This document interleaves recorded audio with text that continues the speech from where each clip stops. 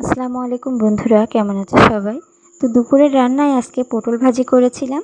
তো পটল ভাজি করার পরে খোসাগুলোকে আমি রেখে দিয়েছি যে সন্ধ্যার সময় খুব সুন্দর একটা নাস্তা তৈরি করব। তো পটলের খোসা দিয়ে আজকে চপ তৈরি করব। এটাকে অনেকে বড়াও বলে থাকে। তো এই রেসিপিটা কিন্তু খেতে খুব বেশি সুস্বাদু হয়। তো প্রথমে পটলের খোসাগুলোকে সামান্য লবণ হলুদ দিয়ে আমি এখানে সিদ্ধ করে নিয়েছি। সিদ্ধ করে পানি ঝরিয়ে ঠান্ডা করে নিলাম।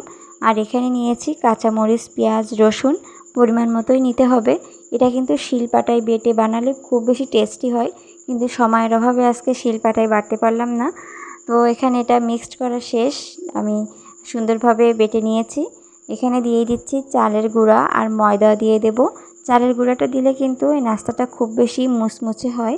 তো চালের গুঁড়াটা না দিলেও হয়, শুধু ময়দা দিয়েও তৈরি করা যায়। আর দিয়ে দিচ্ছি সামান্য লবণ, হলুদ, ভাজা জিরার গুঁড়া, গরম মশলার গুঁড়া। এই মশলাগুলো দিলে খুব সুন্দর একটা ফ্লেভার আসে। তো সবগুলোকে কিন্তু আমি একসঙ্গে মেখে নিয়েছি। এই রেসিপিটা কিন্তু ভাতের সাথেও খাওয়া যায়, গরম ভাতের সাথে খেলে খুব বেশি ভালো লাগে। তো এখানে এগুলোকে বড়ার মতো শেপ দিয়ে ভেজে নিচ্ছি। তো আমি দুই পাশটা লাল লাল করে ভেজে নেব। আর এটা কিন্তু আমার প্রায় ভাজা কমপ্লিট হয়ে আসলো। এটা খেতে কিন্তু খুবই সুস্বাদু হয়। তো এখানে সবগুলো ভাজা হয়ে গিয়েছে, আমাদের সন্ধ্যার নাস্তা কমপ্লিট হয়ে গেল।